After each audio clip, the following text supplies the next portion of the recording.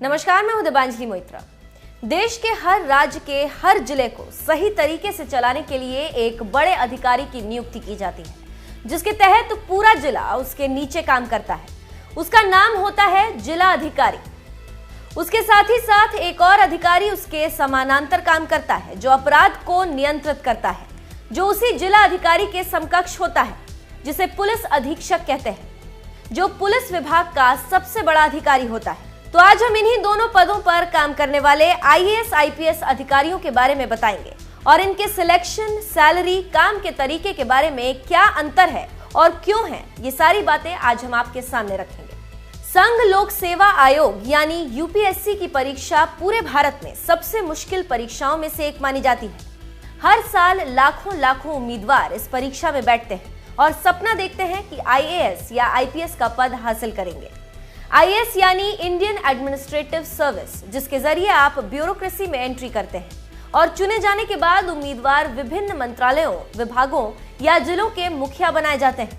भारतीय नौकरशाही में सबसे बड़ा पद कैबिनेट सेक्रेटरी का होता है।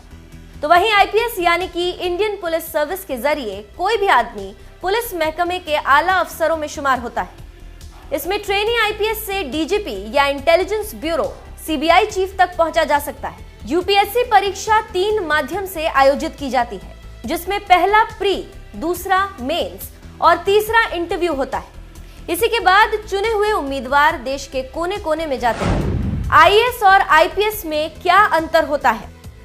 आईएएस का कोई ड्रेस कोड नहीं होता, वो हमेशा फॉर्मल ड्रेस पे रहता है, लेकिन एक आईपीएस हमेशा ड्यूटी के दौरान वर्दी पहनता है। वहीं एक आईएएस के साथ 1 या 2 अंगरक्षक मिलेंगे। एक आईपीएस के साथ पूरी पुलिस फोर्स चलती है। जब आईएएस बनते हैं तो एक मेडल दिया जाता है।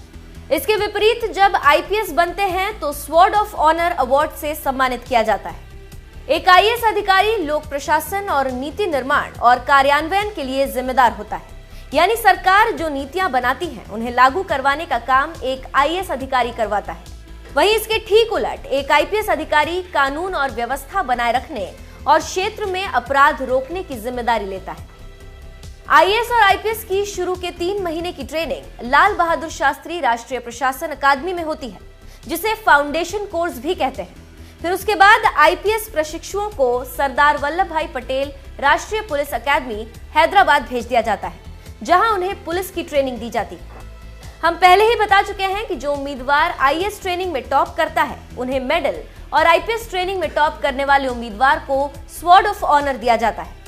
वैसे तुलनात्मक दृष्टि से देखें तो आईपीएस की ट्रेनिंग ज्यादा मुश्किल होती है। ये पता होना जरूरी है कि आईएएस और आईपीएस पे नियंत्रणकर्ता कौन है। जहां आईएएस का नियंत्रणकर्ता कार्मिक और प्रशिक्षण विभाग, कार्मिक लोक शिकायत और पेंशन मंत्रालय होता है, तो वहीं उसके ठीक उलट आईपीएस का नियंत्रणकर्ता गृह मंत्रालय होता है। एक आईएएस अधिकारी को सरकारी विभाग और कई मंत्रालयों का काम दिया जा सकता है, तो वहीं आईपीएस अधिकारी पुलिस विभाग में काम करता है। और अगर सैलरी की बात करें तो आईएएस की सैलरी आईपीएस से ज्यादा होती है। 7वें पे कमीशन के बाद की बात करें तो एक आईएएस का वेतन 2.5 लाख रुपए प्रति माह होता है। इसके साथ कई सुविधाएं भी दी जाती है। तो वहीं आईपीएस का वेतन 2,25,000 रुपए प्रति माह तक हो सकता है।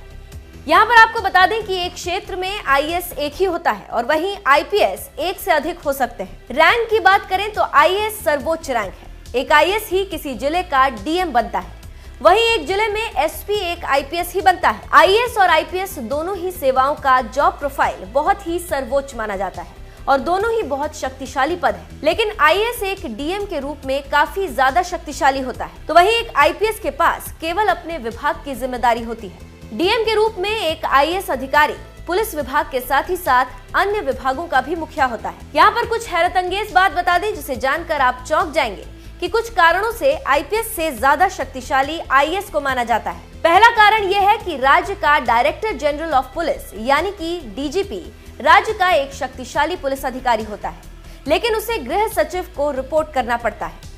वहीं सचिव रैंक का जो अधिकारी होता है वो एक आईएएस अधिकारी होता है। ऐसे में आईपीएस आईएएस को रिपोर्ट करते हैं। वहीं अक्सर देखा जाता है कि सीबीआई, सीआरपीएफ, बीएसएफ जैसे केंद्रीय पुलिस बलों के सभी प्रमुख आईएएस सचिवों को रिपोर्ट करते हैं। ऐसे में एक आईपीएस को आईएएस के अंडर काम करना पड़ता है। आपको बता दें, डीजीपी को गृह सचिव की रिपोर्ट करने की आवश्यकता होती है और गृह सचिव डीजीपी का बॉस नहीं है। वो एक दूसरे के साथ समन्वय में काम करते हैं। तो अब आपको ये सारी बातें समझ में आ चुकी होंगी। एक आईएएस और एक आईपीएस में क्या अंतर होता है और कितनी सैलरी होती है और कौन किस पर भारी है।